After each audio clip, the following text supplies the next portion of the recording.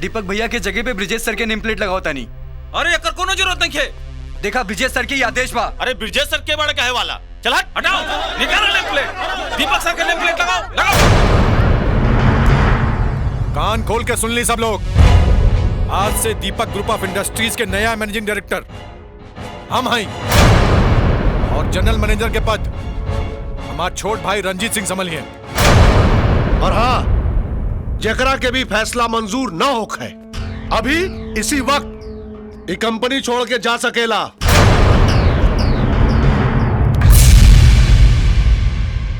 ब्रिजेश चाचा, भैया के नेम प्लेट रवा काहे फेंकतानी?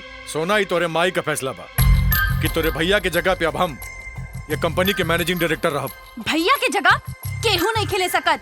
चुपचाप भैया के नेम प्लेट लगा दी। मरल आदमी के नेम प्लेट लगावल अशुभ होला और वैसे भी तोहार भैया कोनो भगवान ना रहले जेके सुबह शाम माला फूल चढ़ावल जाए। हमार भैया के नाम तमीज से ला। ई मत भूला कि उनकरा सामने तोहार औकात कुछ नहीं के। हमके हमारा औकात मत बताओ, ना तो वहीं कस के रगड़ देव तो तोके तोरा औकात पता चल जाई। इतना हिम्मत कि हमरे भैया पे हाथ उठौले? हा? अम्मा, ई देखा, ई दो कौड़ी के आदमी हमरा साथे कैसे बर्ताव करता। भैया एकरा के फैक्ट्री से निकाल देले रहलन, फिर भी आ गइल बा। अम्मा, हमरा तो बुझाता कि दोनों भाई मिलके भैया के खिलाफ कोनो बहुत बड़ा साजिश रचता रसन। ई दोनों के अभी फैक्ट्री से निकाल दो, निकाल दो अभी। ब्रिजेश जी, ये सब का होता? हमरा तो बुझाता कि हम रउआ के मैनेजिंग डायरेक्टर बना के बहुत बड़ गलती कर देनी। काहे कि रउआ के ऑफिस में रउआ के स्टाफ के सामने एगो लड़की रउआ के तमाचा मार देलस आ रउआ खड़ा होके तमाशा देखा तानी।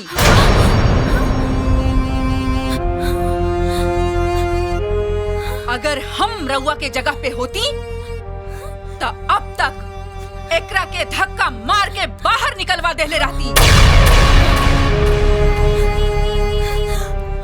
ए, निकल यहाँ से। और आज के बाद दोबारा यहाँ ऑफिस में कदम मत रखिए। चल, निकल।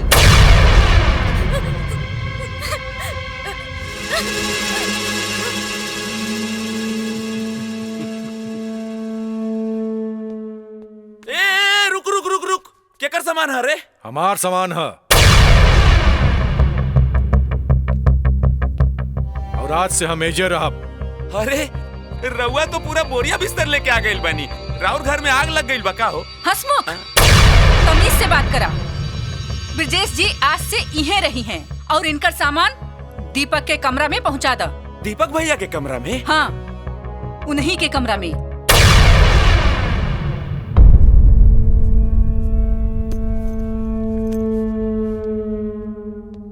रुको, तू लोग हमरा भैया के ऑफिस पे कब्जा कर लेला, हम बर्दाश्त कर लेनी, लेकिन एक बात याद रखिया, हम अपना जीते जी भैया के कमरा पर तोहार कब्जा ना होके दे। ए ब्रिजेश, अपनी कचरा पचरा उठावा और चुपचाप यहाँ से निकल जा। ये रहल ऑफिस वाले थप्पड़ के जवाब। और एक बात तू सुन ले कान खोल के, आज के बाद हमरे काम में टांग अड़ौले तो तोरू हॉल करब कि कहीं मुंह दिखावे लायक ना रहे।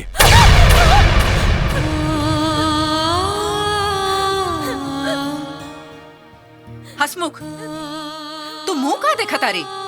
इनकर सामान दीपक के कमरा में पहुंचा दे। जी मालकिन।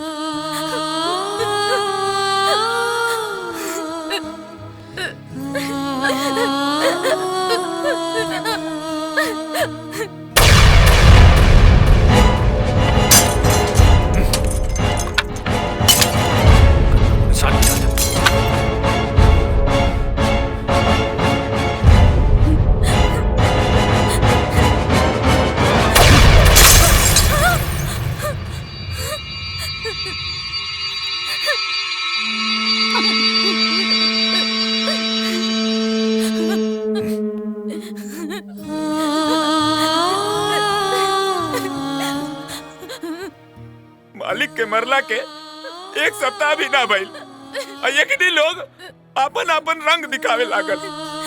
हस्बू, हमार भैया जिंदा बाड़े और तू देख लिया, वो बहुत जल्दी आई है और ई लोगन के सर्वनाश करी है, सर्वनाश।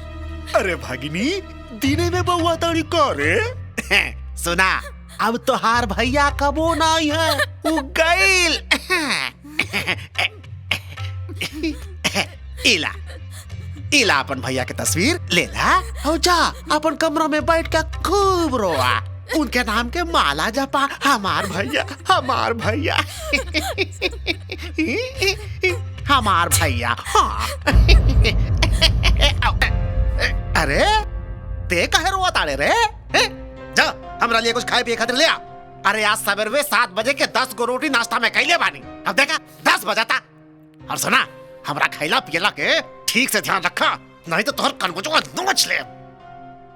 और सुना, एक बात हमार ध्यान से सुना, अब फैक्ट्री के मालिक हमार बहन हेमलता बानी और ये पूरा घर के मालिक अब हम बानी है, बुझला? तो रोज 10 को रसमलाई, 3 लीटर दूध, आधा किलो काजू बादाम, और अगर 3 टाइम नाश्ता 3 टाइम खाना हमरा के नहीं देला ना, तो तोहार नौकरी खत्म। तो खत्म हमरा कोनो फर्क ना पड़ेला, काहे कि हम तहरा जैसे नहीं जा फ्री में ना ढको सतानी, मेहनत करतानी तो 2 वक्त के रोटी खातानी। अच्छा हाँ, और तू हमरा की नौकरी से का निकलवा तो निकाल दा, हमरा कोनो फर्क ना पड़ी, काहे कि हमरा जैसा ईमानदार आदमी के केहू नौकरी पे रख ली। तू सोचा तो हार का हुई? बगिया से भाग।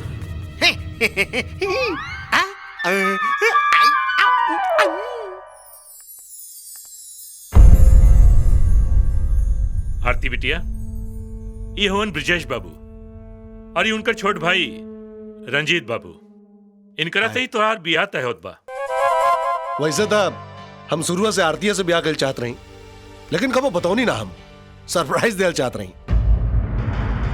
हमरा के तो लड़का पसंद बा, और वैसे भी तू दोनों जने एक दूसरे के जानत बाड़ा। हमरा तरफ से ही बियाह पक्का। देखिए अनु बाबू, आरती अब हमारा घर के बहू बने वाली बड़ी, और हमारा कुल खानदान में बियाह भइला के बाद बहू बेटी घर से ना निकले, नौकरी ना करे। रहुआ आरती जी से कह दे कि वो काल से नौकरी से इस्तीफा दे दे। हाँ, कहीं घूमे फिरे भी जाए के होता रंजीत के ही साथ जाइए। ठीक बा, जैसन राउर मर्जी। आरती बिटिया, तू नौकरी से इस्तीफा दे दे, कल से तोहार ऑफिस जायल बंद, समझ लू? जी बाबूजी।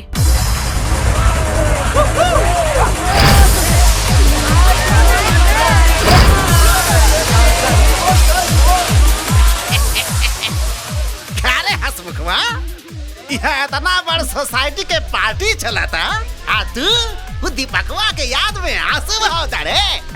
जो अरे साइड में जो 2 पैक मार और फिर अरे तू गरीब लोग गरीबे रहवा।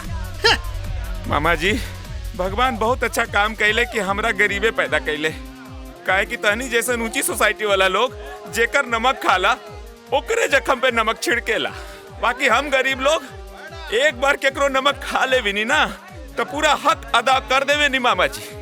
आई हमारा आंसू ना हा, ई घर के खाइल नमक निकल रहल बा हमर आँख से, तारा समझ में ना आई।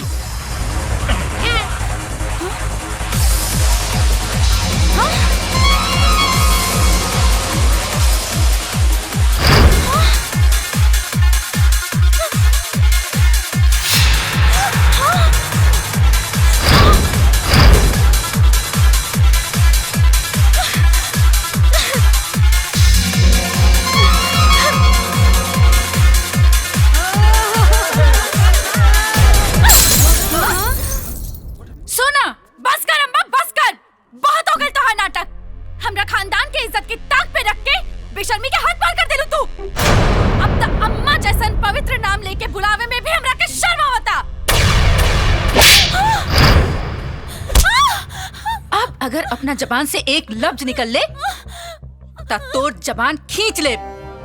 भैया आज से एकर सारा पढ़ाई लिखाई बंद।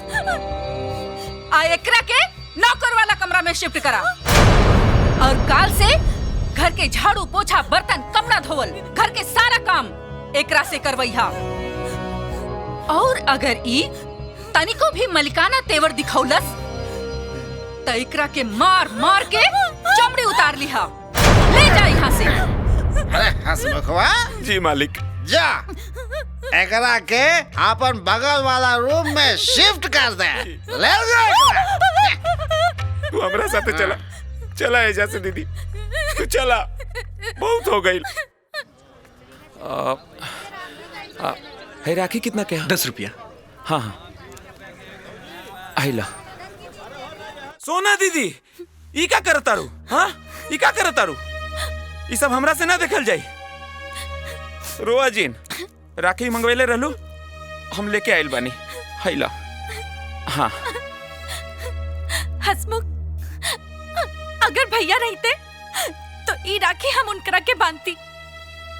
तू रुक जा, ई राखी ना हम भैया के फोटो पे चढ़ा के आवतानी। हाँ हाँ जा। हे कहाँ जाता रे? ये सब काम के करी रे? तोर बाप कि तोर मुअल का भाई? मामा ई राखी ना हम भैया के फोटो पे चढ़ा के आवतानी। तोरा राखी चढ़ौला से तोर मरल भाई वापस ना आई हैं। आई हैं, वो जरूर आई हैं और तू पापियन के सर्वनाश करी है। बहुत जबान चलता तू है, बहुत जबान चलता है। भाग यहाँ से।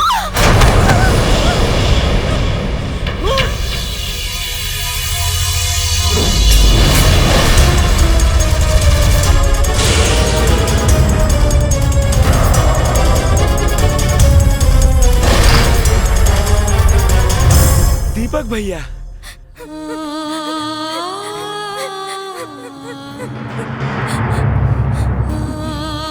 हम कहले रह नीलू हमार भैया आए हैं।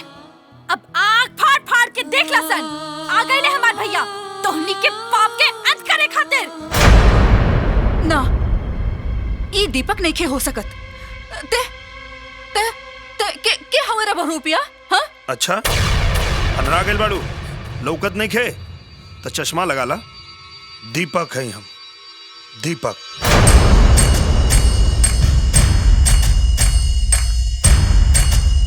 हेलो। हाँ हेलो आजी साहब। हाँ बोली। आजी साहब रहुआ तो जाना तानी ना कि दीपक के मरला हफ्ता 10 दिन हो गए। हाँ तो हमारा घर में दीपक के चेहरा वाला कौनो बहुरूपिया आइल बा, वो अपने आप के दीपक कहा था। रहुआ जल्दी आई। ठीक बा। थोड़ी देर रुक जो, आजी साहब आवत रे, वो खुदे बता दिए कि तिके हुए। आईजी के बुलाला, डीआईजी के बुलाला, कलेक्टर के बुलाला और मन करे तो मजिस्ट्रेटों के बुलाला। तू अपने पिछवाड़ा के पूरा ताकत लगा ला। तोरा पिछवाड़ा से हवा निकल जाए, लेकिन तू साबित ना कर पेबा कि हम दीपक नहीं। सही सोचता रहा तू लोग, एकदम सही सोचता रहा। हम दीपक ना है, हम वो दीपक ना है जो ना कि तू लोग अपना इशारा पे नचावत रहा। जब उठे कहा तो उठे और जब बैठे कहा तो बैठे। हम वो दीपक हैं जौन अब तोहनी के बंदर की तरह नचाई। अब तो हमरा पूरा यकीन हो गइल कि तय हमार बेटा ना हुए। कहे कि हमार बेटा तोहरा जैसन जानवर ना रहे। सही कह दिया बुढ़िया। हाँ ई सही कह दिया। हम तोर बेटा नहीं, हम तोर बेटा है ये नहीं, हम तो तोर सौतेला बेटा है। भैया बहुत शुभ दिन के आइला भैया, और हमरा विश्वास के टूटे से बचा लेला।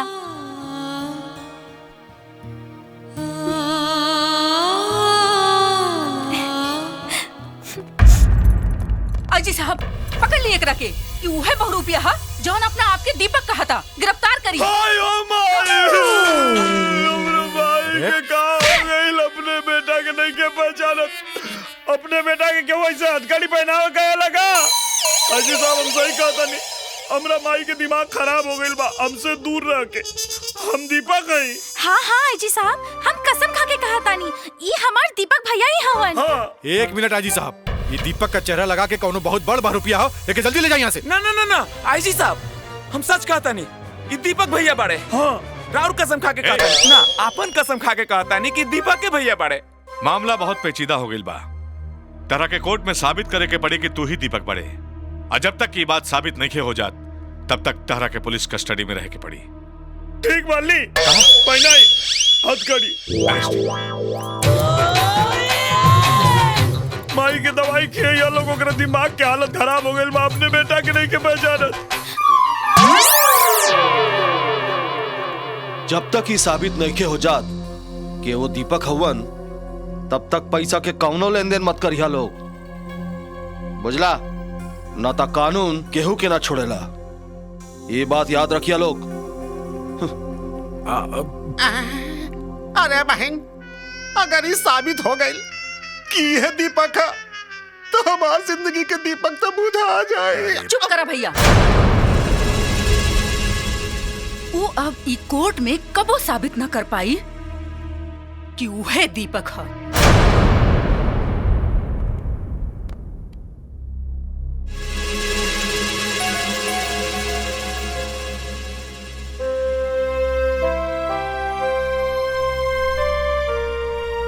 अदालत की कार्रवाई शुरू की जाए। हाँ तो मिस्टर, आपकी माता हेमलता जी का कहना है कि आप उनके बेटे नहीं हैं। जी, वो सही कह रही हैं। मैं उनका बेटा नहीं हूं। अगर ये मेरी माँ होती तो मुझे सीने से लगा लेती, कोर्ट कचहरी के चक्कर नहीं लगवाती। दरअसल ये मेरी माँ नहीं, सौतेली माँ है। आखिरी बार आपको 8 दिन पहले देखा गया और फिर अचानक से आप गायब हो गए। कहाँ चले गए थे? हॉस्पिटल में मेरा इलाज चल रहा था। ओह, हॉस्पिटल में इलाज? किस चीज का? मेरी गाड़ी का एक्सीडेंट हुआ था। अच्छा अच्छा अच्छा, आपकी गाड़ी का एक्सीडेंट हो गया और आपकी गाड़ी खाई में गिर गई, तो फिर आप अस्पताल कैसे पहुंच गए? जी नहीं, मेरी गाड़ी खाई में नहीं गिरी थी। मेरी गाड़ी ट्रक से लड़ी थी और एक्सीडेंट के बाद मैं बेहोश हो गया। जब मुझे होश आया तो मैंने अपने आप को हॉस्पिटल में पाया। यस योर ऑनर, मेरे मुवक्किल बिल्कुल सही कह रहे हैं। ये रहा संजीवनी हॉस्पिटल का बिल।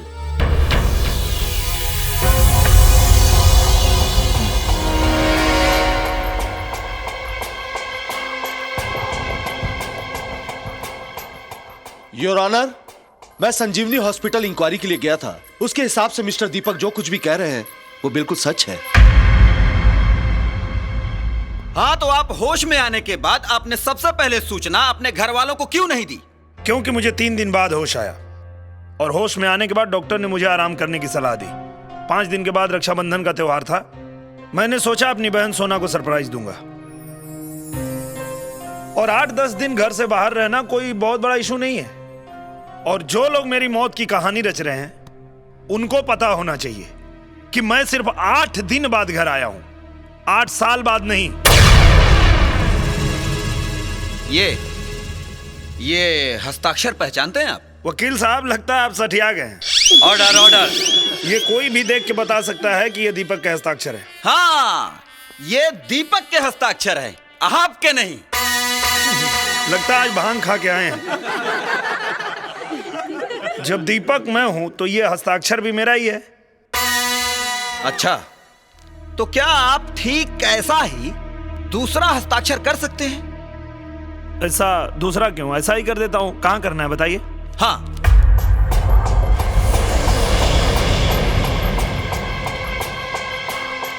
संभल कर दीपक साहब, दूसरों के हस्ताक्षर की कॉपी करना इतना आसान नहीं होता। आप मुझे डरा रहे हैं? नहीं नहीं, समझा रहा हूं।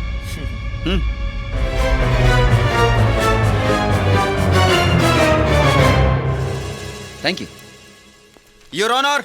मैं सिग्नेचर एक्सपर्ट से इस आदमी के सिग्नेचर और दीपक यादव के सिग्नेचर का मिलान कराना चाहता हूं, ताकि यह साबित हो सके कि ये जो शख्स अपने आप को दीपक यादव कह रहा है, क्या यह दीपक यादव ही है या उसका हमशक्ल?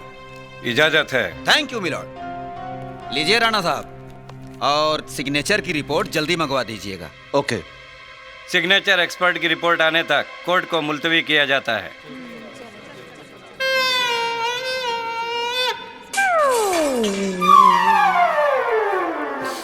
बाप रे बाप, अरे वो तो हमनियों से बड़ा वाला कमीना बुझाता।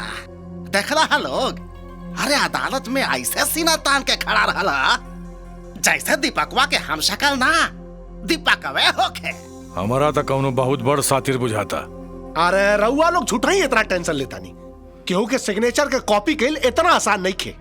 कहीं कर देलस्ता, अरे तब तक हजारों करोड़ के संपत्ति गए। भैया हम ऊ नागिन हई कि हमार काटल पानी भी ना मांगेला। हमार करोड़ों रुपए तो दूर, 1000 भी ना मिली